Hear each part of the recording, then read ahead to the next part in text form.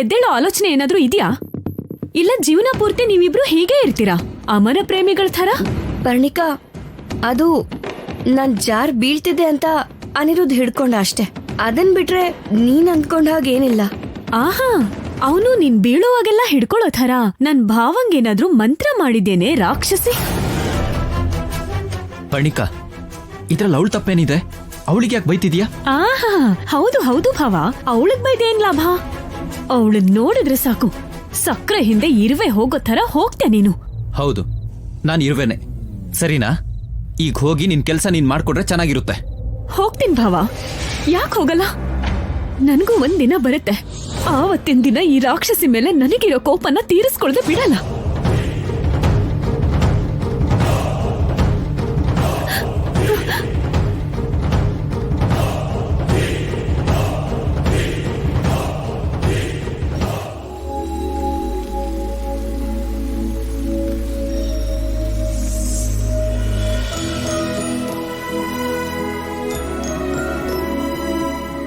ಏನ್ ಪುಣ್ಯ, ಏನಾಯ್ತು? ಅರ್ಶನ ಕುಂಕುಮ ಹೂವೆಲ್ಲ ಹೀಗ್ ಬಿದ್ದಿದೆ? ನಾನ್ ಪೂಜೆ ಮಾಡಿ ಹೋಗ್ತಿರುವಾಗ ಜಾರ್ ಬಿದ್ದು ಹೋದೆ. ಆ ಸಮಯಕ್ಕೆ ಅನಿರುದ್ಧ್ ಬಂದು ನನ್ನ ಹಿಡ್ಕೊಂಡ. ಇಲ್ ನೋಡು, ಇಬ್ರು ಮೇಲೂ ಈ ಅರ್ಶನ ಕುಂಕುಮ ಹೂವೆಲ್ಲ ಬಿತ್ತು. ಅದಕ್ ಸರಿಯಾಗಿ ಈ ಅನಿರುದ್ಧ್ ದೇವ್ರು, ಪ್ರೀತಿ, ಪ್ರೇಮ, ಆಶೀರ್ವಾದ ಅಂತ ಹುಚ್ಚಂತರ ಮಾತಾಡ್ತಾ ಇದ್ದಾನೆ. ಅನಿರುದ್ಧ್ ಹೇಳಿದ್ರಲ್ಲಿ ನಿಜ ಇಲ್ದೇ ಇರ್ಬೋದು. ಸೂರ್ಯ ಉದಯಿಸುವ ಸಮಯದಲ್ಲಿ ತುಳಸಿ ಕಟ್ಟೆ ಮುಂದೆ ನಿನ್ ಮೇಲೆ ಮುತ್ತೈದ್ರು ಅಲಂಕಾರ ಮಾಡೋ ತರ ಅರಿಶಿನ ಕುಂಕುಮ ಹೂ ಬಿದ್ದಿದೆ ಅಂದ್ರೆ ಅನಿರುದ್ಧ್ ಆಸೆನ ಆ ತುಳಸಿ ಮಾತೆ ಒಪ್ಕೊಂಡಿರೋ ಹಾಗೆ.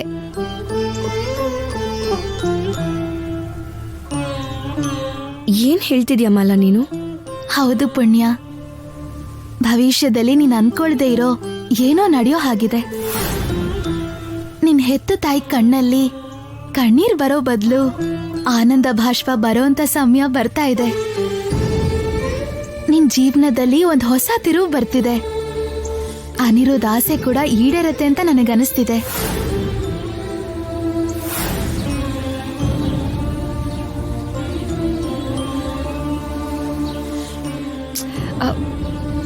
ನಿನಗ್ ನಿಜವಾಗ್ಲೂ ಏನೋ ಆಗಿದೆ ಅನ್ಸತ್ತೆ ಮಾಲಾ.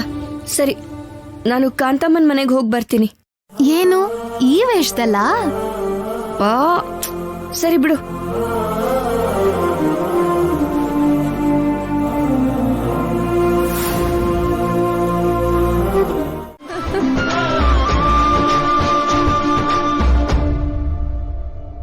ಈ ಮನೆಗೇನೋ ಆಗಿದೆ ಸ್ವಾಮಿ, ಈ ವಂಶಕ್ಕೇನೋ ಅಪಾಯ ಇದೆ.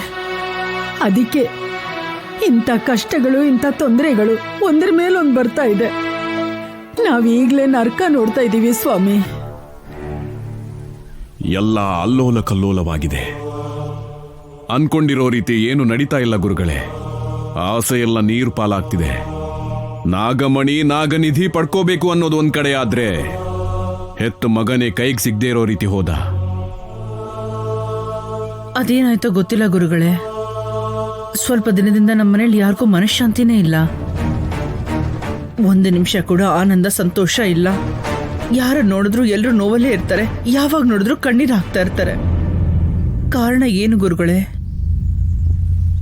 ಸ್ವಲ್ಪ ಕರ್ಮಫಲ ಮತ್ತು ಸ್ವಲ್ಪ ಸ್ವಯಂಕೃತ ಅಪರಾಧ. ಗರುಡ ನಾಗಜಾತಿಗಳ ಯುದ್ಧದಲ್ಲಿ ಒಂದು ಜಾತಿಗೆ ಗೆಲುವು, ಮತ್ತೊಂದು ಜಾತಿ ಸೋಲನ್ನ ಅನುಭವಿಸ್ತಾನೇ ಇದ್ದಾರೆ. ಪ್ರಸ್ತುತ ನೀವು ಸೋಲನ್ನು ಅನುಭವಿಸೋ ಪರಿಸ್ಥಿತಿಯಲ್ಲಿದ್ದೀರಾ.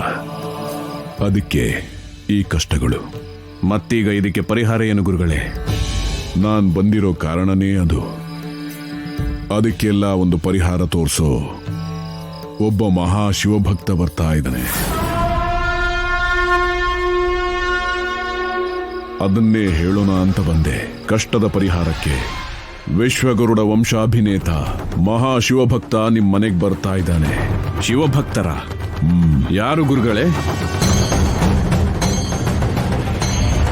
ಶಿವೋಪಾಸನೆಯನ್ನ ಸಿದ್ಧಿ ಮಾಡಿಕೊಂಡು ಅಷ್ಟ ಸಿದ್ಧಿಗಳನ್ನ ಸಾಧಿಸಿ ಲೋಕ ಕಲ್ಯಾಣಕ್ಕೋಸ್ಕರ ಹಿಮಾಲಯದಲ್ಲಿ ತಪಸ್ಸು ಮಾಡ್ತಿರೋ ಅಂತ ಒಬ್ಬ ಮಹಾ ಯುಗ ಪುರುಷ.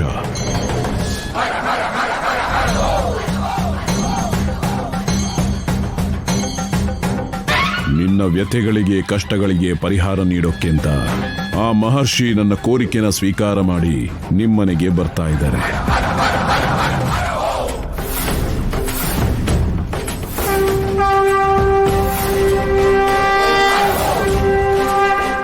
ಧನಂಜಯ ವರ್ಮ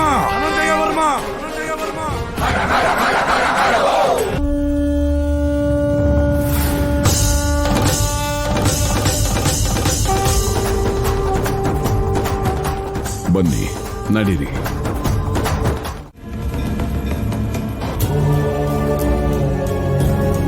ಮಹಾಶಿವ ಭಕ್ತರಿಗೆ ನಮಸ್ಕಾರಗಳು. ವೈಷ್ಣವೋತ್ತಮರಿಗೆ ನಮಸ್ಕಾರಗಳು.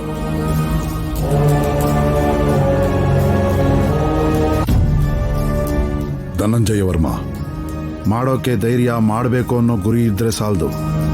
ನಿನ್ನ ಗರುಡ ವಂಶದ ಆಸೆ ನೆರವೇರಬೇಕು ಅಂದ್ರೆ ಸಾಕ್ಷಾತ್ ಆ ಬೋಳಾಶಂಕರನ್ನೇ ಪ್ರಸನ್ನಗೊಳಿಸಬೇಕು. ಕ್ಷಮಿಸಬೇಕು ಸ್ವಾಮಿ, ಗರುಡ ದೇವನನ್ನು ಬಿಟ್ಟು ಈ ನಾಲಿಗೆ ಯಾವ ನಾಮವನ್ನು ಸ್ಮರಣೆ ಮಾಡಲ್ಲ. ಈ ದೇಹ ಯಾರನ್ನೂ ಪೂಜಿಸೋಲ್ಲ. ಅಯ್ಯೋ ದಡ್ಡ, ಆ ಬೋಳಾಶಂಕರನ ಶಕ್ತಿ ಗೊತ್ತಿಲ್ಲದೆ ಮಾತಾಡ್ತಾ ಇದ್ಯಾ?